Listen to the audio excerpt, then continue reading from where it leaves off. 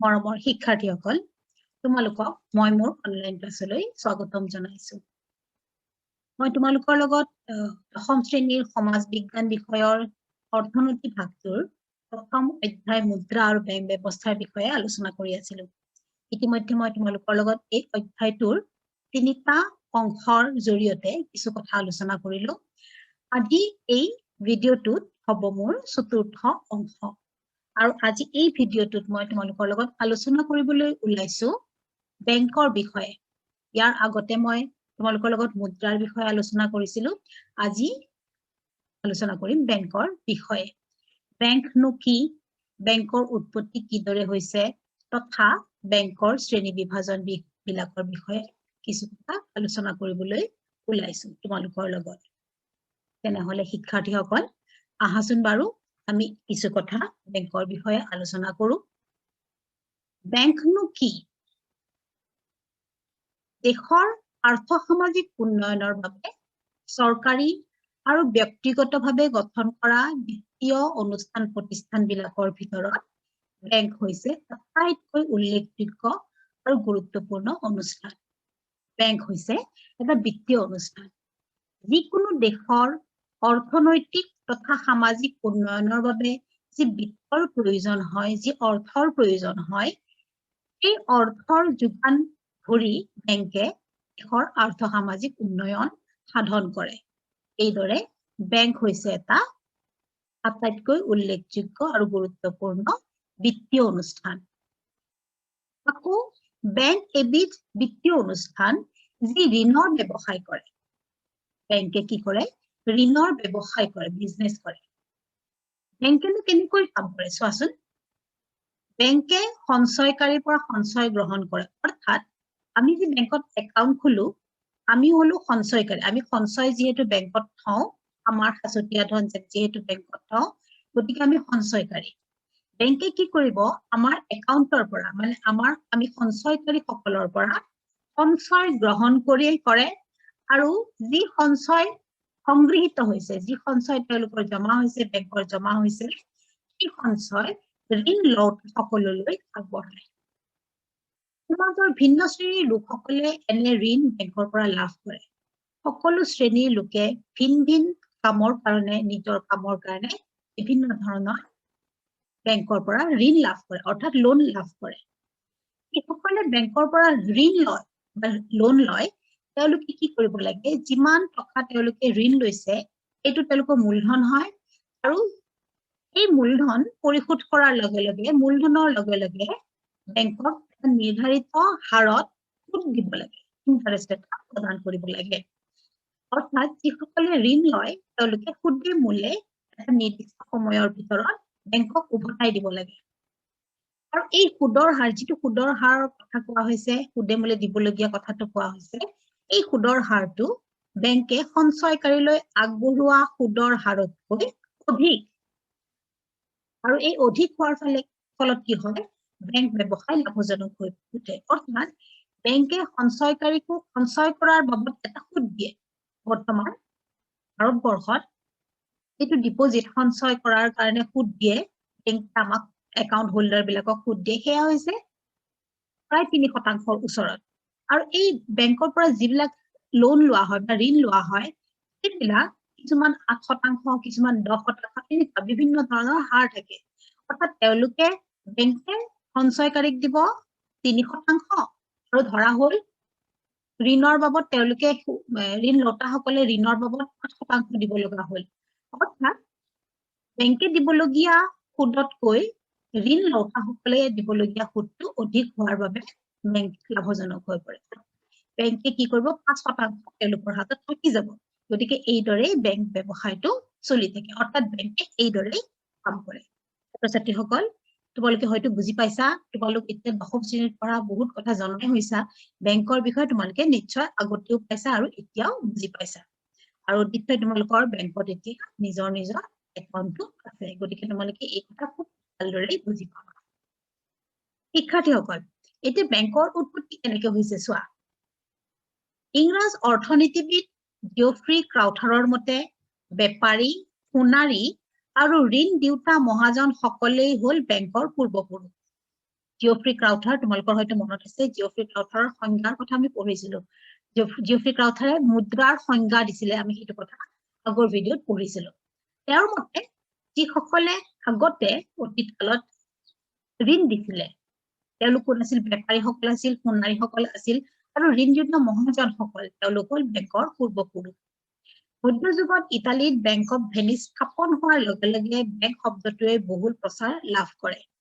সেই সময়ত ইটালীত ক্ষুদ্ৰ ক্ষুদ্ৰ ৰাজ্যসমূহৰ মাজত যুদ্ধ বিগ্ৰহ চলি থকাৰ সময়ত যথেষ্ট ধনৰাশিৰ প্ৰয়োজন হৈছিল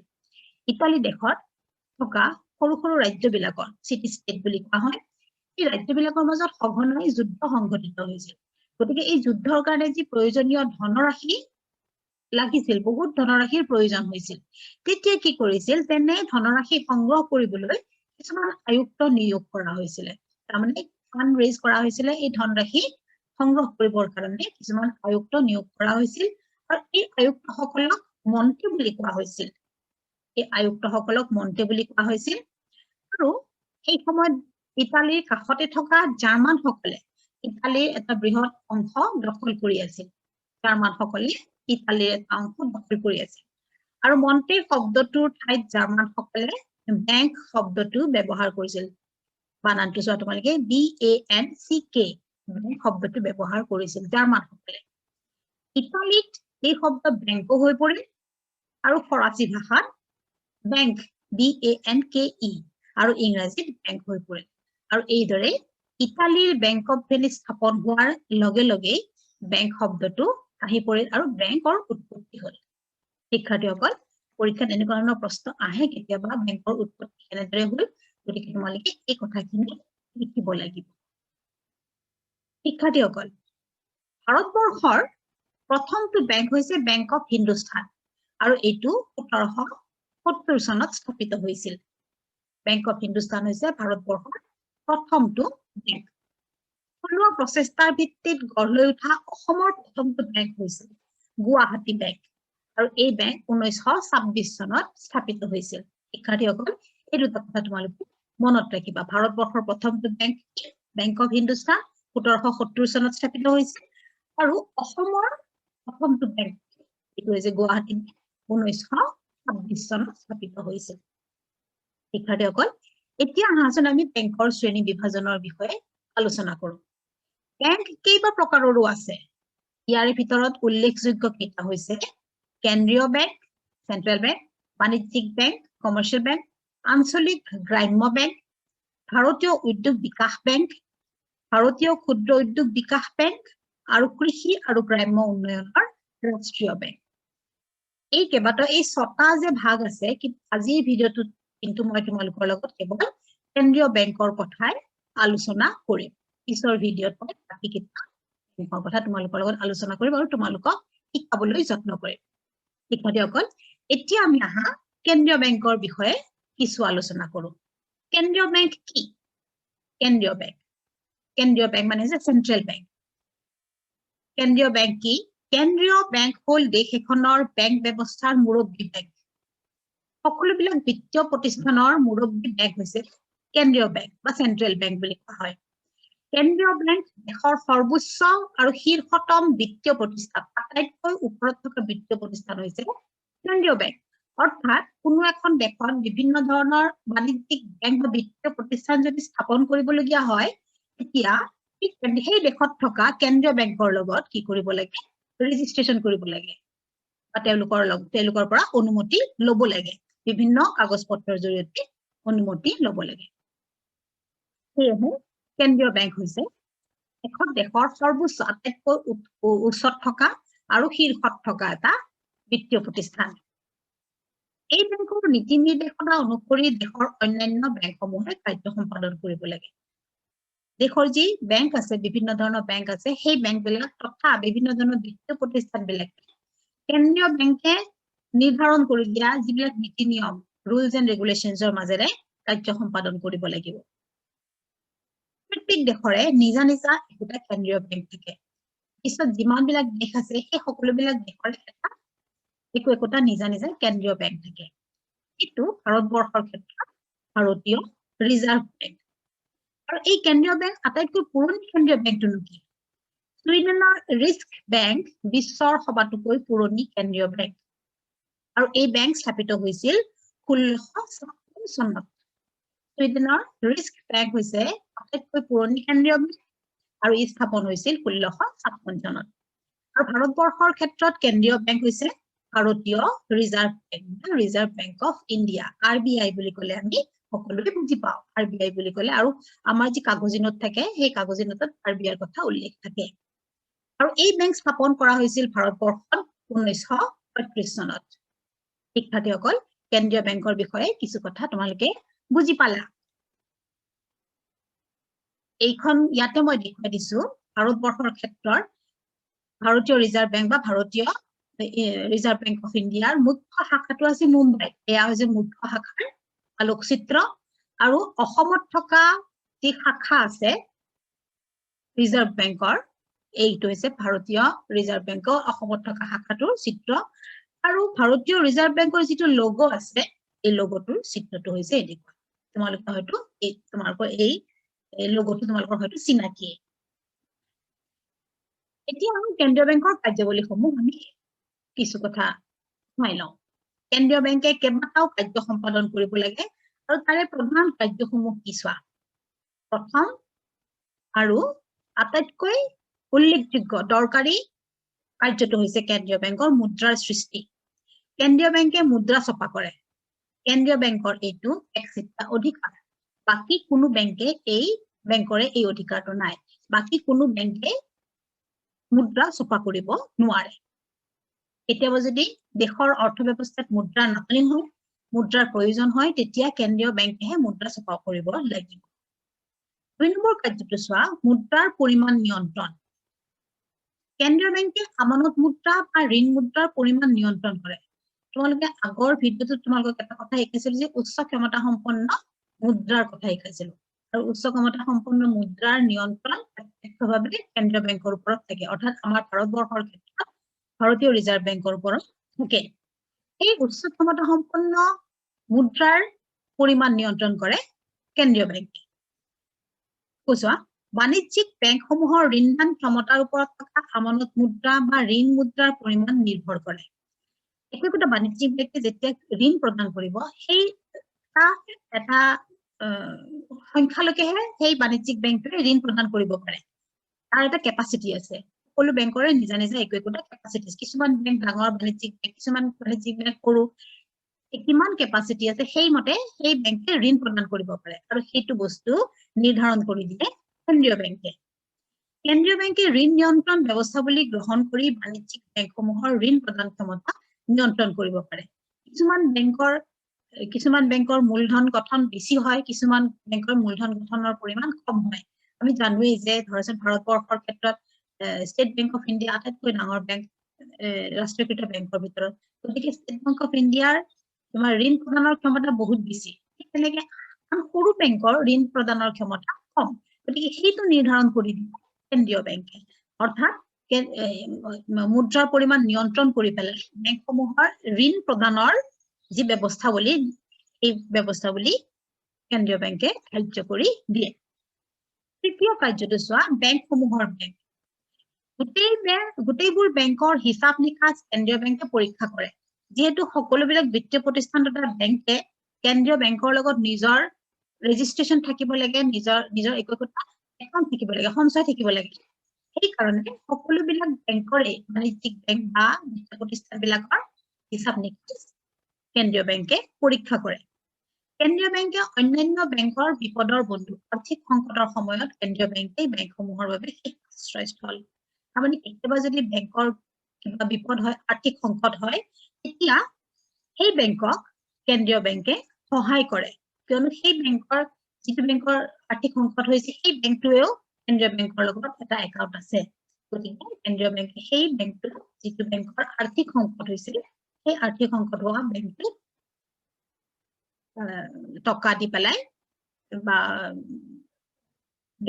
সেই বেংকবিলাকক সহায় কৰে আৰ্থিকভাৱে সহায় কৰে আৰু অৰ্থ প্ৰদান কৰি পেলাই সহায় কৰে শিক্ষাৰ্থীসকল হয়তো তোমালোকে বুজি পাইছা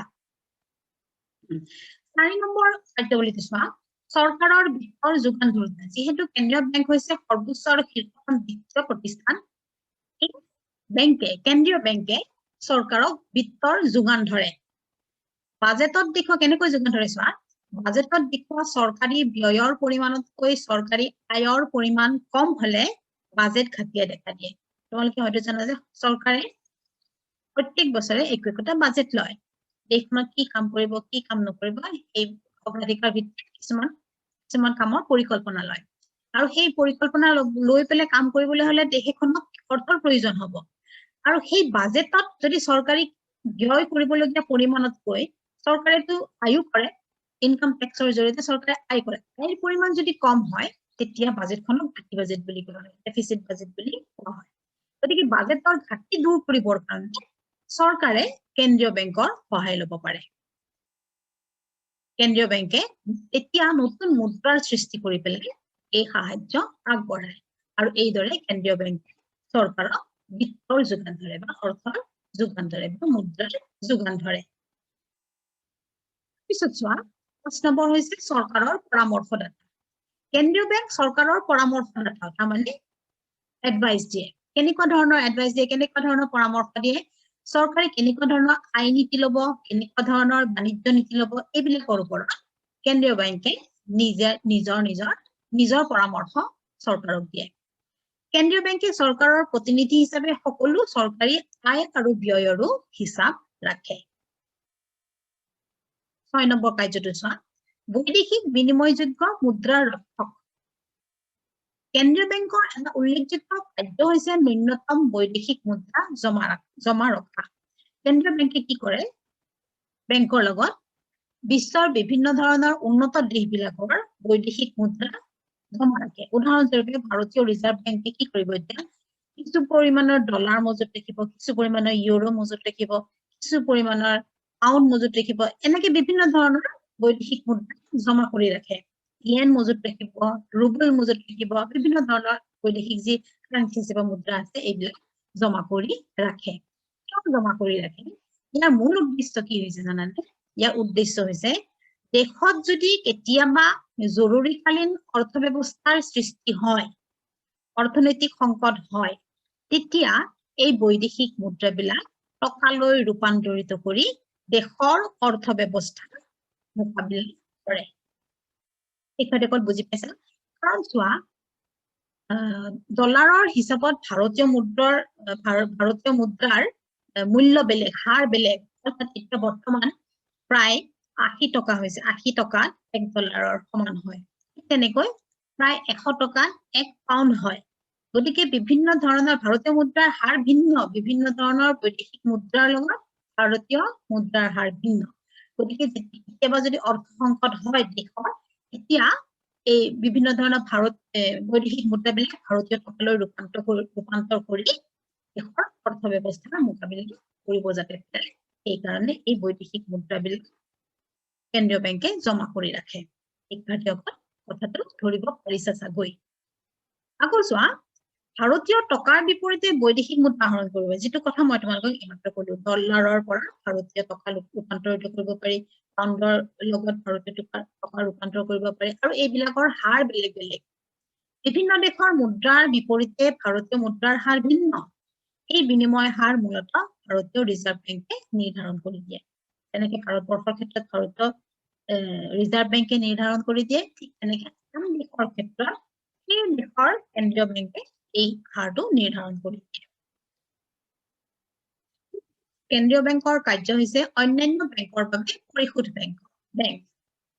মন কৰিবলগীয়া কথা যে বাণিজ্যিক বেংকসমূহ পৰস্পৰ নিৰ্ভৰশীল দেশত যিবিলাক বাণিজ্যিক বেংক আছে কমাৰ্চিয়েল বেংক থাকে এই বেংকবিলাক ইটো বেংকে সিটো বেংকৰ ওপৰত নিৰ্ভৰ কৰি থাকে কোনো নিৰ্দিষ্ট বেংকৰ ধনৰাশিৰ অভাৱ হলে অন্য এটা বেংকৰ পৰা ঋণ লয় যেনেকে মানুহে ব্যক্তি বিশেষে বেংকৰ পৰা ঋণ লয় তেনেকে বেংকেও বেংকৰ পৰা ঋণ ল'ব পাৰে যদি কেতিয়াবা কোনো এটা বেংকৰ টকাৰ অভাৱ হৈছে বা ধনৰাশিৰ অভাৱ হৈছে তেতিয়া কি কৰিব সেই বেংকে আন এটা বেংকৰ পৰা ঋণ লয় আৰু এই সকলোবিলাক হিচাপ নিকাচ কিন্তু সেই দেশৰ কেন্দ্ৰীয় বেংকৰ লগত থাকে এই যে ঋণ লয় এই ঋণ লোৱাটো আন্তঃবেংক লেনদেন বুলি কয় এইদৰে আন্তঃবেংক লেনদেন চলি থাকে আৰু এই সকলোবিলাকৰ হিচাপ কেন্দ্ৰীয় বেংকত থাকে এতিয়া ঋণ লওঁতা বেংকে ঋণ দিওঁতা বেংকক ঋণ পৰিশোধ কৰে একে ব্যক্তি বিশেষৰ নিচিনাই কথা ব্যক্তি বিশেষে যেতিয়া ঋণ লয় কোনে মূলে ঘূৰাই দিব লাগে তেনেকৈ এটা বেংকে যদি আন এটা বেংকৰ পৰা ঋণ লয় মানে ঋণ লওঁতা বেংক আৰু ঋণ দিওঁতা বেংক ঋণ লওঁতা বেংকে যেতিয়া ঋণ দিওঁতা বেংকক ঋণ পৰিশোধ কৰিব কোনে মূলে যেতিয়া পৰিশোধ কৰে তেতিয়া ঋণ লওঁতা বেংকৰ হিচাপৰ পৰা ঋণৰ পৰিমাণ বিয়োগ কৰা হয় অৰ্থাৎ একেটা বেংকে ধৰাচোন তোমাৰ ঋণ দিব প্ৰত্যেক বেংকে মানুহক ব্যক্তি বিশেষক ঋণ দিয়ে কিন্তু যিটো বেংকে ঋণ লৈছে আন এটা বেংকৰ পৰা সেই বেংকটোৰ ঋণ ব্যক্তি বিশেষক ঋণ দিয়াৰ পৰিমাণ কমি যায় আৰু সেইটো বিয়োগ কৰি থয় কেন্দ্ৰীয় বেংকে আৰু সেই পৰিমাণটো ঋণ দিওঁতা বেংকৰ হিচাপত যোগ দিয়া হয় এইদৰে হিচাপ নিকাচটো কেন্দ্ৰীয় বেংকে সম্পাদন কৰে ঋণ লওঁতা বেংকৰ পৰা ঋণৰ পৰিমাণ কমি যায় আৰু ঋণ দিওঁতা বেংকৰ ঋণৰ পৰিমাণ বাঢ়ি যায় কেন্দ্ৰীয় বেংকৰ জৰিয়তে এই লেনদেন প্ৰক্ৰিয়া সম্পাদন হয় এইটো খুব উল্লেখযোগ্য আৰু গুৰুত্বপূৰ্ণ কেন্দ্ৰীয় বেংকৰ কাৰ্য আকৌ চোৱা কেন্দ্ৰীয় বেংকৰ উন্নয়নমূলক কাৰ্য কেন্দ্ৰীয় বেংকে বিভিন্ন উন্নয়নমূলক কাৰ্য সম্পাদন কৰে আৰ্থ-সামাজিক উন্নয়নৰ বাবে অগ্ৰাধিকাৰ লাভ কৰা খণ্ডকেইটালৈ কেন্দ্ৰীয় বেংকে ধনৰাশিৰ ব্যৱস্থা কৰি দিব লাগে তোমালোকে এইমাত্ৰ পালা যে বাজেট হয় প্ৰত্যেক বছৰে দেশ এখনে বাজেট কৰে আৰু এই বাজেটত কিছুমান খণ্ডত অগ্ৰাধিকাৰ দিয়ে কিছুমান খণ্ডত প্ৰেফাৰেন্স দিয়ে এই অগ্ৰাধিকাৰ দিয়া বেংকলৈ অগ্ৰাধিকাৰ দিয়া যিবিলাক খণ্ড আছে এই খণ্ডবিলাকলৈকে কেন্দ্ৰীয় বেংকে ধনৰাশিৰ ব্যৱস্থা কৰি দিব লাগে উদাহৰণস্বৰূপে ভাৰতীয় অৰ্থব্যৱস্থাত অগ্ৰাধিকাৰ লাভ কৰা কৃষি খণ্ড যাতে প্ৰয়োজনীয় সম্পদৰ অভাৱত অসুবিধাত নপৰে